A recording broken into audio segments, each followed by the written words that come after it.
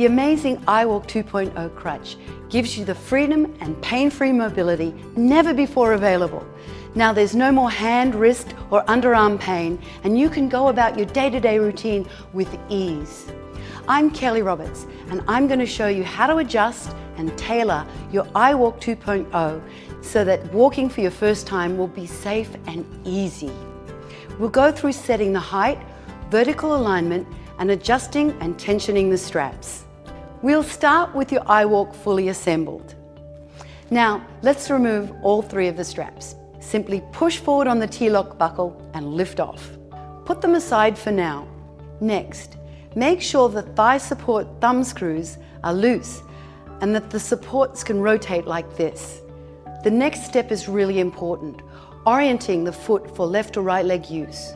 The adjustment is easy and intuitive. So here's what you do. Make sure that the curved edge is towards the outside. So if you're setting up your crutch for your right leg, then the curved part goes towards the right. For the left leg, it's the opposite. This is a critical safety feature, so make sure that you have it correct before you go any further. Now changing from right to left is simple. Just loosen the clamp bolt, push in on the double-headed spring and rotate the foot 180 degrees until its spring heads snap into the holes, then retighten the clamp. Now remove anything from your pockets, pull your pants up at the waist, and let's get started. Once you have the iWalk foot properly aligned, the next step is to adjust the height of the lower section. Here's how you do it. First, locate the bottom of your kneecap.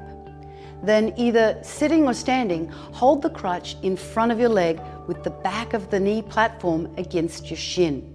Make sure the platform is level and line up the lowest spot on the pad right here with your shin. You can raise or lower it by pressing in the push button springs and raise or lower the foot until you have the correct height.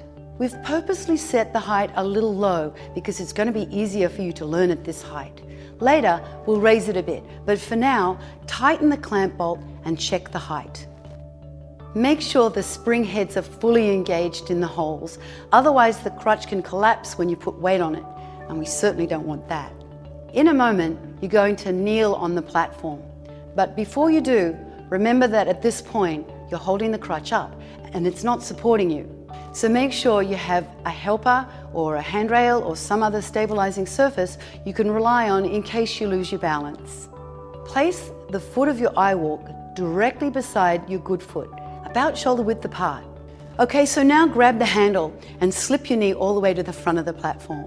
If the platform height is correct, you'll have about a 5 to 10 degree bend in your good knee.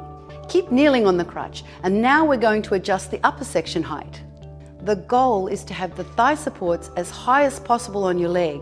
So push in the spring button head while pulling up or pushing down on the handle until you have the correct height. Again, make sure the spring head is fully engaged. Next, we're going to adjust the thigh supports. These handy gadgets will not only allow us to fit your thigh size, they'll also vertically align the crutch to your leg type. So even if you're knock-kneed or bow-legged like me, the iWalk 2.0 can adjust for it. Now follow along with me. We'll make both adjustments at the same time. Take the handle and tilt the top of the crutch inwards until you can feel that both of the treads are touching the ground. Test it a couple of times by rocking the crutch outward, then back inward. You'll feel the inner tread touch the ground. When you're sure both treads are on the ground, push on the inner thigh support until it's firmly against your inner thigh. Now securely tighten the thumb screw to lock the support in place. There are interlocking teeth on the bottom of the handle and the top of the thigh support. They'll keep the support from slipping after you've tightened down the thumb screws. Now do the same thing for the outer thigh support. It's really critical to make sure these thigh supports are locked in. If they slip, the stability of the crutch is compromised. So double check by flexing the thigh supports in and out to make sure they're firmly in place. If they slip, reset them and check them again.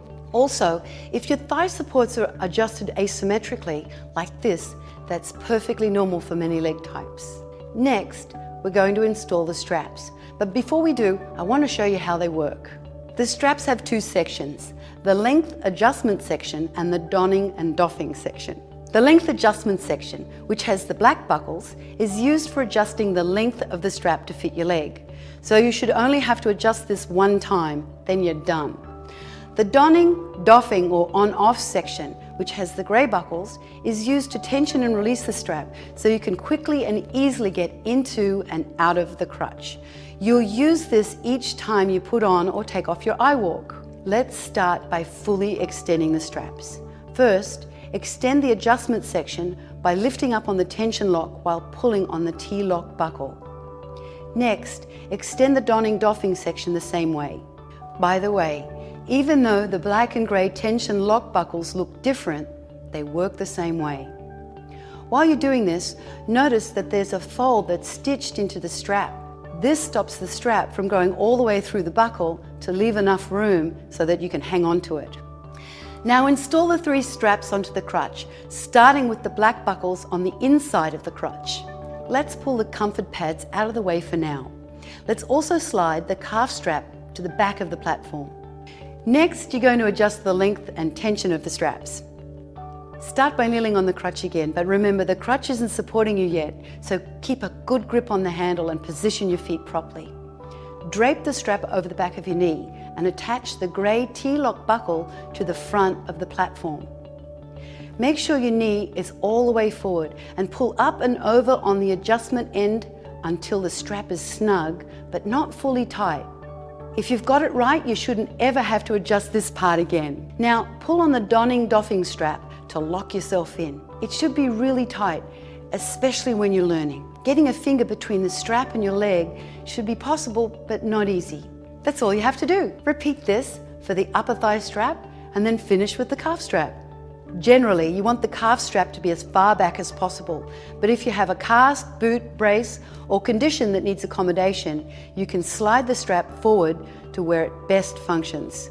Now, at the front of the crutch, there's a knee strap. This strap should be tight against your leg. Sliding it up or down controls the forward position of your leg, so experiment to find the setting that you like the best. To take your eye walk off, just pull apart the Velcro. Then release the tension by lifting the front of the grey tension lock. Then remove the T-lock buckle. As you can see, getting in and out of the eye walk is really quick and easy.